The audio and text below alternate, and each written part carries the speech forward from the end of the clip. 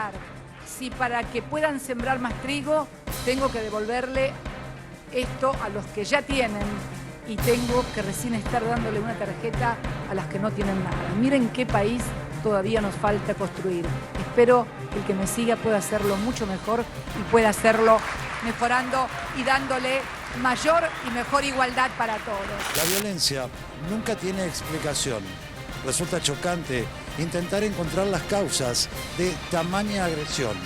Naira Yelenko Freses fue brutalmente golpeada hasta el extremo de impactar su cabeza contra una pared. Para el fiscal de la causa, el crimen está esclarecido. Los policías militares bahianos iniciaron días atrás una huelga en demanda de mejoras salariales y de un nuevo modelo de gestión para la seguridad pública, lo que generó saqueos, robos de comercios, el asesinato de al menos 49 personas, inseguridad.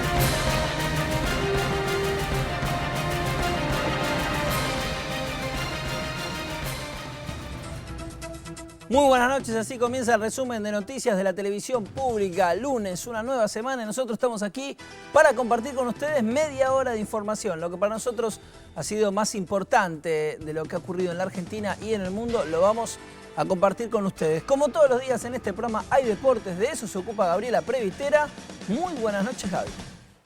Muy buenas noches, Pablo. Hoy ha jugado Independiente. Hace algunos minutos nada más terminó el encuentro con victoria para el rojo y en un ratito te cuento cómo quedó posicionado de cara a lo que será su gran objetivo, que es ascender a la primera división. Tenemos un columnista de tecnología y cultura digital, es el señor Esteban Mañani. ¿Cuál es el título de hoy, Esteban? Buenas noches. Buenas noches. El título es Analíceme. Es una herramienta muy poderosa para el análisis de grandes cantidades de texto. Pueden ser causas judiciales, análisis de discurso. Te cuento más en unos minutos. Y empezamos nosotros ahora sí con toda la información. Lamentablemente lo primero tiene que ver con Naira, esta chica de 17 años que fue asesinada en Junín por sus propias compañeras. Justicia, por no me arrancaron la vida, no puedo hablar, no puedo. Una chica no tenía maldad, no tenía nada, toda la vida por delante, no. La violencia nunca tiene explicación. Resulta chocante intentar encontrar las causas de tamaña agresión. Naira Yelenko Freses fue brutalmente golpeada hasta el extremo de impactar su cabeza contra una pared. La joven de 17 años salió el miércoles pasado de la escuela secundaria nocturna número 5 de Junín, donde concurría, cuando fue abordada por María Rosa Medero, de 29 años, su hermana Anabela, de 22, y una menor de 16, quienes consumaron el ataque. Es muy difícil, no sé qué pensar, no sé qué decir. La verdad que estamos pasando por un momento muy difícil, muy inesperado esto, la verdad que no se lo deseamos a nadie. ¿Naira tenía miedo de ir a la escuela? ¿Sabía que podía suceder esto? No, para nada.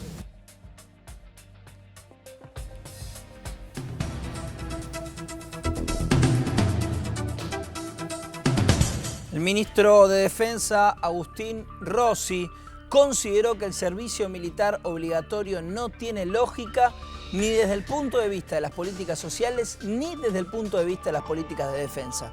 Confirmó que es más beneficioso el esquema de soldados voluntarios de entre 18 y 28 años, que después, muchos de ellos, terminan incorporándose a las carreras de oficiales y suboficiales. Las declaraciones del ministro se dan luego de que el senador bonaerense, ex intendente de José de Paz, Mario Illi, hablara de la necesidad de que vuelva a instalarse el servicio militar obligatorio, que recordemos quedó derogado en 1995 como consecuencia de la muerte del asesinato del soldado Omar Carrasco, cuyo cuerpo apareció en abril de 1994 en la guarnición militar de Zapala.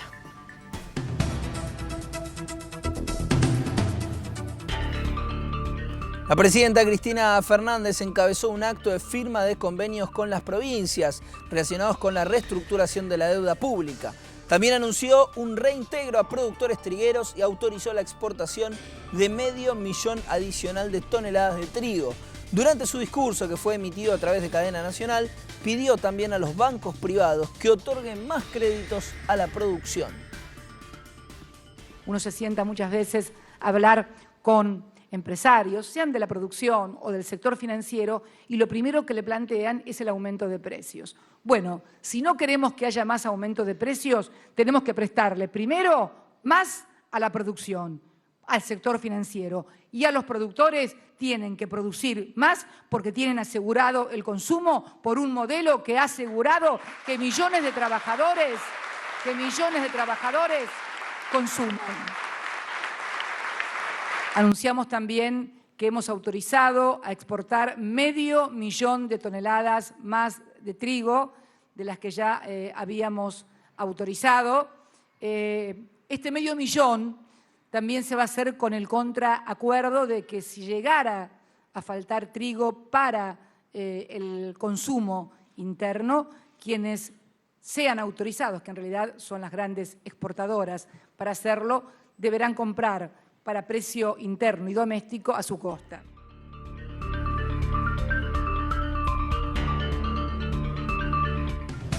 Se realizó en Israel una conmemoración del Holocausto, de la cual participó el canciller argentino Héctor Timerman. Auschwitz-Birkenau fue el mayor centro de exterminio de la historia del nazismo. Fue construido por la Alemania nazi tras la invasión a Polonia al inicio de la Segunda Guerra Mundial. Se calcula que por allí pasaron cerca de 1.300.000 personas, de las cuales murieron 1.100.000, la gran mayoría de ellas judías. En el día de conmemoración de las víctimas del Holocausto, un grupo de sobrevivientes realizó ofrendas florales frente al llamado Muro de la Muerte. A po to, żeby właśnie mówić jeszcze i młodym ludziom, i innym, że to był straszny czas i trzeba o tym przypominać. Dotąd, dopóki możemy o tym mówić, a jest nas już naprawdę niewielu. This was my grandmother's family that perished in the war. My grandmother came to America, her baby brother went to Israel, and the rest of the family perished, and these are their names. Israel entera se paralizó esta mañana, durante 2 minutos, bajo el impactante sonido de una sirena, en recuerdo de los millones de judíos asesinados por los nazis. El canciller argentino Héctor Timerman participó del acto oficial en el Museo Yad Vashem de la capital israelí. Los homenajes en la Plaza Gueto se iniciaron anoche con las palabras del presidente de Israel, Shimon Peres, y del primer ministro de ese país, Benjamín Netanyahu. Luego, 6 sobrevivientes del Holocausto encendieron las velas en recordación a los 6 millones de judíos asesinados.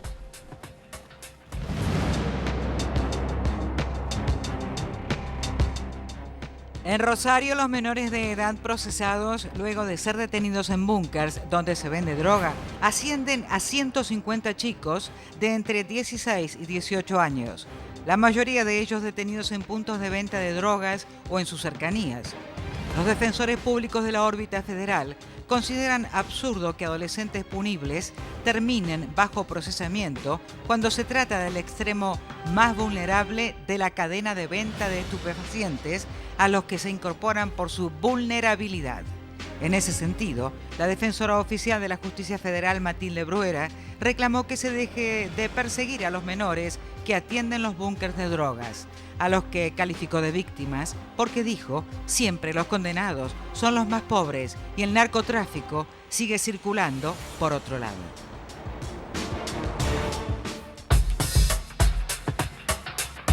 El Tribunal de Enjuiciamiento de Magistrados de la provincia absolvió al juez federal de Mar del Plata, Pedro Hoff, por no encontrar pruebas que avalen que no investigó las desapariciones de abogados marplatenses en la conocida Noche de las Corbatas en julio de 1977. El tribunal, que absolvió al magistrado por 8 votos contra 2, ordenó que se lo reponga en su cargo.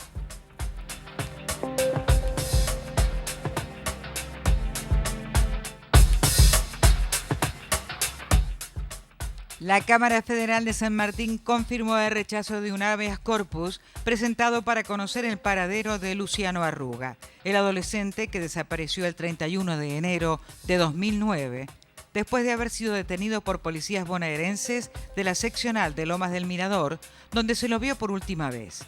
Para el tribunal, es el juez federal de Morón, Juan Pablo Salas, quien debe investigar el caso de Arruga, debido a que es él quien tiene a su cargo la causa por la desaparición forzada del chico. Cambiamos ahora de tema. El 86% de los medios gráficos, el 86%, cumple con la ley que prohíbe la publicación de ofertas sexuales. La estrategia del Ministerio de Justicia y Derechos Humanos de la Nación en cuanto a la promoción de oferta sexual arrojó resultados positivos. Hemos logrado que el 86% de los diarios que nosotros monitoreamos todos los días deje de publicar avisos de oferta de comercio sexual. Esta medida, este decreto de prohibición de publicación de estos avisos fue dictado con 3 propósitos. Uno de ellos, combatir y prevenir la trata de personas con fines de explotación sexual. Otro de ellos también, prevenir la violencia simbólica y mediática contra las mujeres. Y también creo yo que otra arista importante de este decreto fue haber visibilizado el importantísimo rol que tienen los medios de comunicación en esta lucha. Sin embargo, hay algunos que todavía se resisten a cumplir con la medida, que evidentemente siguen privilegiando intereses de otro orden, económicos, por sobre la dignidad de las mujeres. Sabemos fehacientemente que muchos de estos avisos se vinculan con casos concretos de trata y explotación. Y esto es así porque efectivamente muchos de los lugares que hoy están siendo investigados y que son parte de causas judiciales publicaban avisos en los grandes medios de comunicación. Nosotros queremos que estos avisos no se publiquen porque estamos convencidos que hay gravísimos delitos detrás de ellos. Entonces también lo que queremos es que esos delitos se investiguen.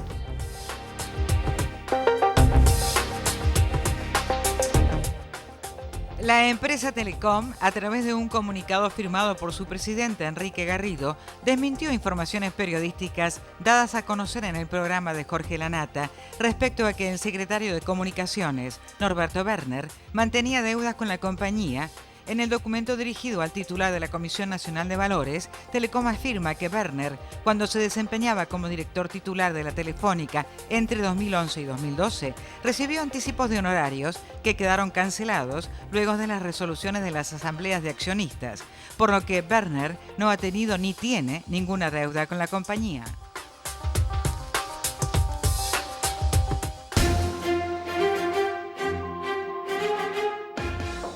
Por el papel desempeñado en el conflicto de Ucrania por parte de Rusia, la Unión Europea y los Estados Unidos anunciaron una serie de sanciones contra personas y entidades rusas, además de restricciones a las exportaciones. En un comunicado, el portavoz de la Casa Blanca informó que las medidas son contra 7 funcionarios gubernamentales, incluidos 2 miembros del círculo más estrecho del presidente Vladimir Putin, y contra 17 empresas ligadas también al mandatario. Rusia reaccionó de inmediato y prometió una respuesta a lo que calificó como repugnantes sanciones.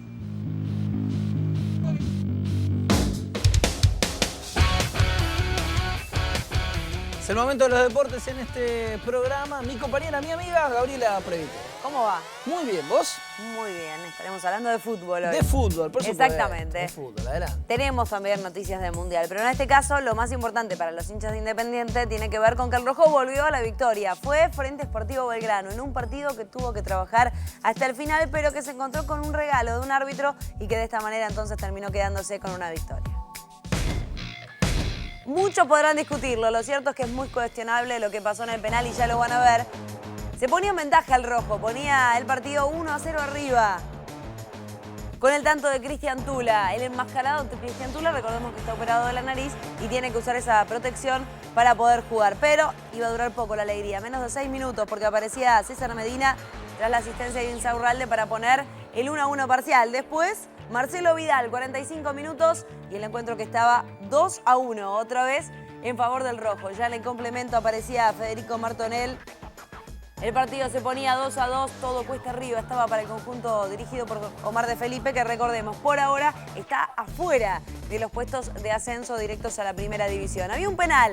Entendía Maglio que había penal a Sebastián Penco. ¿Y quién le iba a ejecutar? El arquero, Diego Rodríguez. El rusito Rodríguez que ponía las cifras definitivas 3-2. Independiente entonces ahora ya tiene 2 puntos por debajo de Instituto, que es hoy el último equipo que estaría ascendiendo a la primera división del fútbol argentino, además de Banfield y de Defensa y Justicia.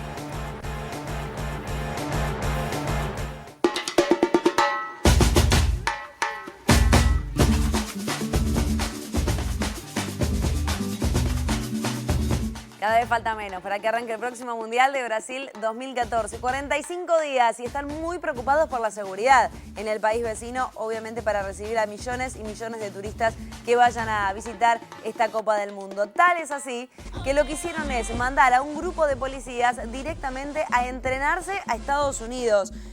Tienen la posibilidad de tratar de tener un dispositivo mejor para parar a posibles barras que viajan de todo el mundo y también los desmanes que están generando aquellos grupos que no quieren que el Mundial se dispute allí. Policías militares bahianos iniciaron días atrás una huelga en demanda de mejoras salariales y de un nuevo modelo de gestión para la seguridad pública, lo que generó saqueos, robos de comercios, el asesinato de al menos 49 personas, inseguridad. Al momento de levantarla, ya que casi todas las reivindicaciones fueron atendidas, la presidenta Dilma Rousseff ordenó el envío de al menos 6.000 efectivos del ejército, con el objeto de restablecer el orden. Al mismo tiempo, se produjo el arresto del líder sindical de la Policía Militar y actual concejal socialdemócrata, Marco Prisco, a pedido del Ministerio Público de la Fiscalía. E a decisão compete à Justiça, não cabe mais ao governo do Estado. O acordo que nós fechamos com os policiais militares está sendo cumprido. Foi uma decisão judicial e agora a situação judicial dele está na mão do STF. Eu só acho que a greve trouxe muitos transtornos à população, vidas foram ceifadas. Tentamos a todo momento fechar uma negociação, inclusive com ele assinando um compromisso com a gente de que não faria greve. Menos de 5 minutos depois ele decreta a greve e menos de 24 horas depois ele volta a finalizar a greve das mesmas bases onde nós assinamos antes da decretação. E ele já respondia a um processo criminal na Justiça Federal por conta da greve de 2012. Marco Prisco fue arrestado por la Policía Federal y recluido en la cárcel complejo de Papuda en Brasilia. El abogado del sindicato de policías presentó 2 recursos de habeas corpus ante el Supremo Tribunal Federal para su liberación. Todos os policiais ficaram indignados com a quebra de acordo por parte do governo do estado, que o submeteu a essa prisão vexatória, e os policiais por conta própria entenderam que não deveriam normalizar as suas atividades. Então ainda há um clima de insatisfação e insegurança não apenas na capital, como todo o estado da Bahia. Eu confio porque ele não é um bandido, confio porque ele não está dentro dos requisitos para estar onde ele está. Presídio de segurança máxima não é para qualquer um, né? É para bandido, ele não é bandido.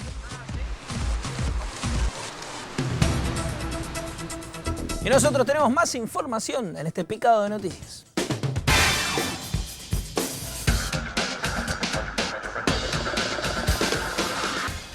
Tres delincuentes, 2 de ellos vestidos como buzos, robaron dinero y joyas de una casa del barrio privado La Isla, en Nordelta.